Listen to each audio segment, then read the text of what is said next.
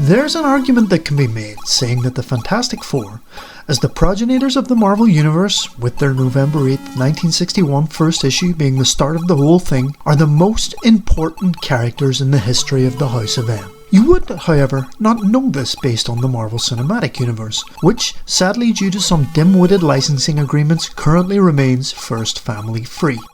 You most definitely wouldn't know that based on their own cinematic forays, in which, out of 4 possible movies, the best cinematic thing remains Tobias Funke. Is there a little girl here all by herself? Daddy needs to get his rocks off. But what of the exploits of the world's greatest comic magazine in animated form? Fare they any better? There have been a number of cartoon adaptations of the Fantastic Four over the years, but one of them stands out, having gained a note of infamy because of a boneheaded decision made at the conceptual level.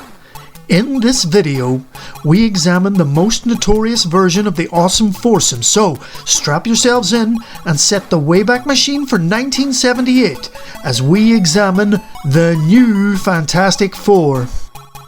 The first round of cartoons based on Marvel characters in the latter part of the 1960s were very much a product of the time. The first produced, the Marvel superheroes, used a process called xerography, whereby images from the actual comic books were used to make crude animation. It could charitably be described as a good first attempt. The most well-known and well-received of the early bunch was unquestionably the meme-tacular Spider-Man cartoon from 1968, and as for Marvel's initial foray into an animated Fantastic Four, it was less than stellar. It's been said on occasion, most notably about my previous Secret History of Secret Wars video, that I am guilty of conflating something that is extremely simple with something being shite. So, I'll just say that the 1968 version of the Fantastic Four, with its pow-wham style Batman crash effects, was extremely simple. Hanna-Barbera made the best go of it that they could.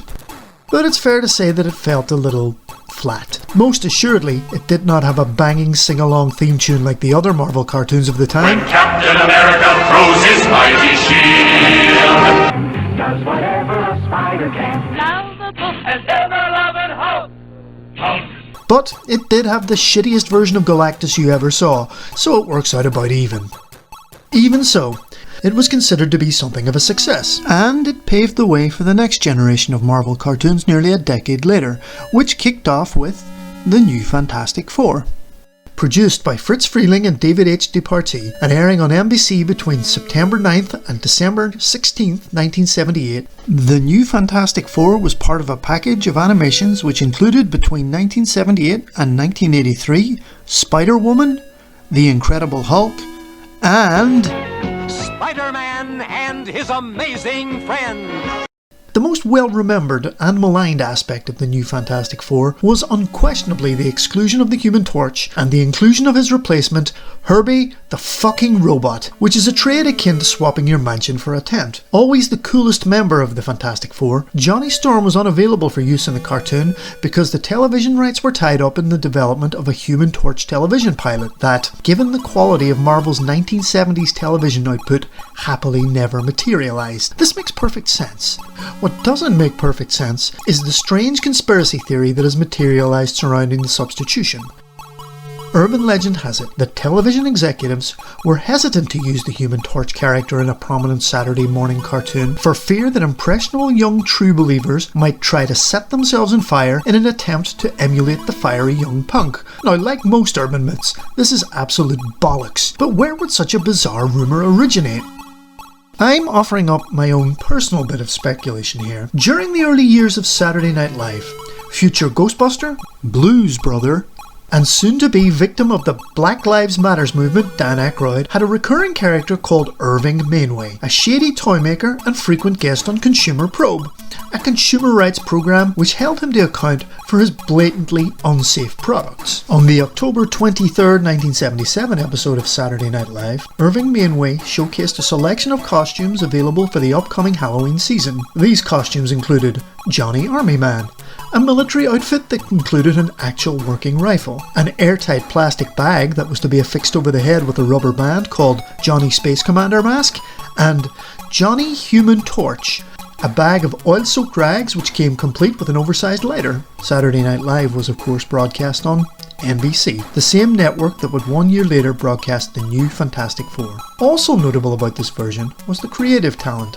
Stan Lee and Roy Thomas were part of the writing crew and wove some classic Fantastic Four themes and characters such as the Inhumans, Skrulls and Mole Man into the series. Erstwhile X-Men artist Dave Cockrum was brought in to do some design work, but was eventually forced to quit. His replacement was Jack Kirby in his last ever Marvel work.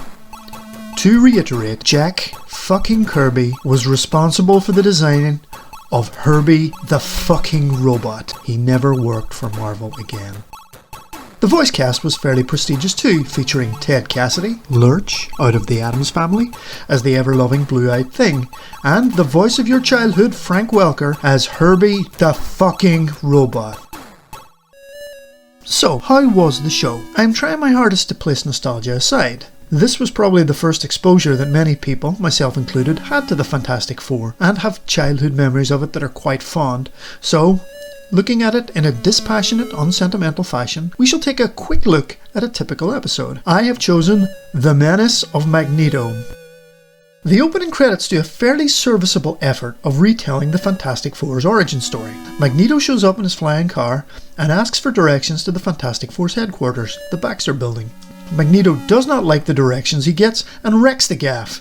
He then flies off at street level, chuntering to himself. This all takes approximately 3 minutes pre-title card. As Reed Richards plays chess with Herbie the fucking Robot, the Invisible Girl practices as, and I quote her directly here, "You never know when our lives might depend on me being able to turn something invisible." Magneto very politely forces his way to the team's living quarters, where over 60 seconds of the laziest animation you've ever seen, he mundanely demonstrates his power and demands to be made the leader of the Fantastic Four, challenging Reed Richards to a battle.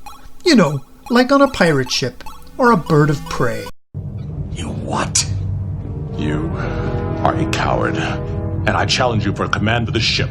Richards accepts and loses. With Magneto as the new leader, the team goes on a mission to stop a bank robbery by robbing a bank. They bamboozle the guard by making his hat invisible, rip open the vault, and then Magneto takes the money away for safekeeping. You know, in the same way your mum took your first communion money for safekeeping. During all this, Herbie the fucking Robot detects that Reed Richards is acting strangely. Magneto loads the money onto a helicopter and the team arrive to stop him. They use Reed Richards' latest invention, a wooden gun, to fool him and stop him. The team sign off with some sub-sitcom comedy. The end. In the same spirit as its 1960s predecessor, the new Fantastic Four is basic. Basic script, basic characterization, and most of all, basic animation. Criminally basic. Compare and contrast the action sequences in the new Fantastic Four with action sequences in some contemporaneous shows that were around in 1978. It's a bit unfair to say Battle of the Planets because of Japanese exceptionalism, but look at that year's version of Challenge of the Super Friends, or Godzilla, or the Buford Files, or Tarzan and the Super 7. Jesus Christ! Crazy Legs Crane is of comparable quality, and it's from the same producers, and it has better comedy. Despite being written by Stan Lee and other Marvel talent, the characters and dialogue are just plain no good, and the cartoon is missing out the things that made the Fantastic Four different from most other comic books. From the strip's very earliest days, Stan Lee and Jack Kirby were thinking big. The Fantastic Four didn't deal with local threats like Spider-Man catching muggers or tin pot super idiots, or national and international threats like the Avengers, who were catching teams of tin pot super idiots. They were dealing with intergalactic and interdimensional threats. But the producers of the series actively railed against the inclusion of these themes. So instead of the team fighting some nameless horror from the negative zone, we get a third-rate parody of Magneto who wants to drive his helicopter full o' cash down Mexico way. The other important aspect of the Fantastic Four was the family aspect. They were a family, warts and all. So the loss of Johnny Storm meant a real loss of the family dynamic, which was now reduced to awkward romance between Reed and Susan Richards, and Ben Grimm bickering with Slimer in the name of comedy. Ugh. This cannot in all fairness be blamed on Lee and Thomas as writers. It falls squarely on the shoulders of the producers. Said Stan Lee, "Everything that we felt made Marvel Marvel were the things that they felt made the stories not really suitable for the very immature TV audience." basicness aside, the New Fantastic Four, despite lasting only one 13-episode season, was considered to be successful enough to warrant a spin-off. And what a spin-off it was! Often pop culture crossovers are a way to revitalise one or both of the properties involved. During the 1980s, Paramount Pictures were this close to combining its two most marketable properties, Star Trek and Eddie Murphy. Get the fuck out of here! No, I cannot, it's serious! But they didn't want to risk losing out on both if it went tits up. Get the fuck out of here! Serious! Here, the opposite happened. To producers Freeling and Departee, it made perfect sense to team the futuristic first family of Marvel Comics with the modern Stone Age family. That's right, someone thought it was a good idea to cross a mainstream comic property with the Flintstones, a silly idea never to be repeated. Anyhow, 1981 saw the release of Fred and Barney Meet the Thing, although they only crossed over in the opening credits. In the individual Thing cartoon, young Benjamin J. Grimm has the ability to transform into the brick-clad Hasidic wise guy by pressing together the two sides of his magic ring and saying the phrase, "Thing ring, do your thing." It is exactly as terrible as it sounds. There were two interesting postscripts to the New Fantastic Four, which showed up in the comics in the wake of the show's cancellation. An editorial mandate introduced Herbie the fucking Robot in Fantastic Four issue 209 by Marv Wolfman and John Byrne. Unfortunately for fans of shit comic relief, his fate was sealed with the show's cancellation, and as soon as was possible, the creative team of Bill Mantlo and John Byrne blew the irritating automaton to smithereens. And finally, there was an unusual coda to the Johnny Human Torch costume, which came in the pages of Fantastic Four issue 285, written and drawn by John Byrne. Always wanting to use a real-world story to shape his strips, Byrne tells the tale of a devoted Human Torch fan who does indeed set himself on fire in an attempt to emulate his hero. It's an extremely emotional tale, altered at the editorial level to tie into Secret Wars 2 by featuring a Beyonder, but this does not detract from the strip's quality, and Fantastic Four issue 285 stands as a perfect example of why John Byrne's run on the Fantastic Four is so well regarded.